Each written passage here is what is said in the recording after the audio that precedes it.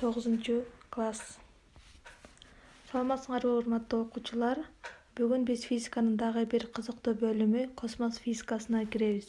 Силер бул космос физикасы боюнча 5-класста табияттануу сабагынан түшүнүк алгасыңар, анда жылдыздар, планеталар жөнүндө. Бүгүнкү сабакта биз ошол мурун калган билимиңерди андан дары өркүндөтөбүз. Бүгүнкү биздин өтө турган темабыз ааламдын түзүлүшү жөнүндөгү алгачкы маалыматтар. Бүгүнкү сабактагы негизги жаңы түшүнүктөр асман телолору, галактика жана метагалактика. Асман телолоруна эмнелер кирет? Планета, жылдыздар, галактикалар, метеороидтер, астероидтер, кометалар, чаңдар жана планетанын спутниктери.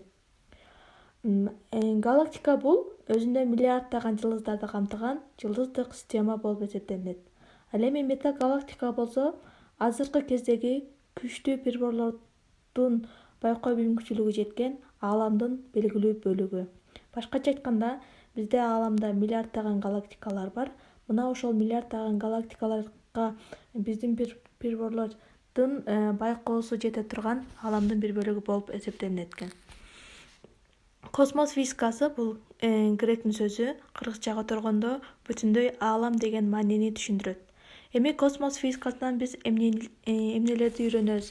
Космос физикасынан асман мейкиндигиндеги баардык нерселердин, башкача айтканда, асман телолорунун кыймылын, жаратылышын жана алардагы болуп жаткан өзгөрүүлөрдү үйрөнөбүз. Биз өзүбүздүн ааламдагы дарегибизди билип алсак, ааламдагы дарегибиз биздики галактикабыз саманчынын жолу, анын ичиндеги күн системасынын ичиндеги 9 планетадан 3-катарда турган Жер планетасында жайгашканбыз. Биз ошо космос физикасы же башкача айтканда ааламды, жерди элестетүү боюнча алгачкы маалыматтар менен таанышалы. Байыркы Индияда жерди кандай элестетишкен? Жерди жалындын үстүндө турган ташбаканын үстүндө 3 пил көтөрүп турат деп элестетишкен. Ал эми байыркы Египетте болсо, бул сүрөттө карасаңар, биринчи турган бул Жер кудайы, экинчиде турган бул Асман кудайы болуп эсептелинет. Ал эми үчүнчүдөгү бул кемелер Күн кудайы аркылуу жиберилген кемелер деп эсептешкен. Алгачкы жолу бул ошол ааламдын биздин Жер планетасынын түзүлүшү боюнча Пифагор Самоцкий грек окумуштуусу бул өзүнүн эмгектеринин биринде Жердин шар формасында экендигин айткан. Андан кийин Аристотель биздин заманга чейинки 3-миң жылдыкта жашаган окумушту. Бул Аристотель ааламдын геоборбордук системасын түзгөн, сунуштаган башкача айтканда. Анда геоборбордук системада биздин Жер борбордо турат. Андан башка асман телолору, планеталар, күн, ай бул Жердин айланасында айланып жүрөт деп эсептеген. Грек окумуштуусу дагы Клавдий Птоломей бул Аристотельдин окуучусу болгон. Бул ошол Аристотельдин окуусун уланткан.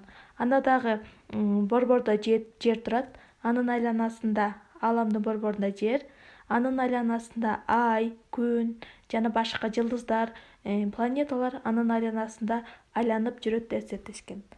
Ал эми бул Аристотель менен Птоломейдин окуусуна карама каршы келген бул дүйнөнүн гелий-борбордук системасы болуп эсептелет.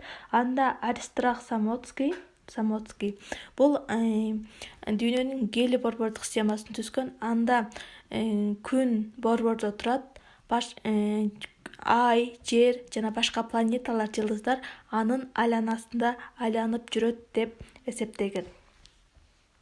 Ал эми бул Аристарх Самоцкийдин окуусун уланткан бул Николай Коперник. Николай Коперник бул дагы дүйнөнүн борборунда күн турат, Жер, Ай жана планеталар, башка жылдыздар анын айланасында айланып жүрөт деген. Бирок Николай Коперник бул жылдыздар эч качан ордунан жылбай, кыймылсыз турат деп эсептешкен. Мына бүгүнкү сабакта биз ушул ааламдын түзүлүшү боюнча же болбосо биздин күн жер планетасынын түзүлүшү боюнча алгачкы маалыматтар менен тааныштык.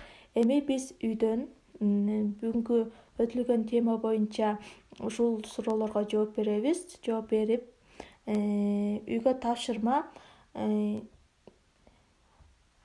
9 глава космос физикасы 172 беттен, параграф 73, 173-174 беттерди окуп, жанагы жогорудагы суроолорго жооп беребиз. Көңүл бурганыңарга чоң рахмат.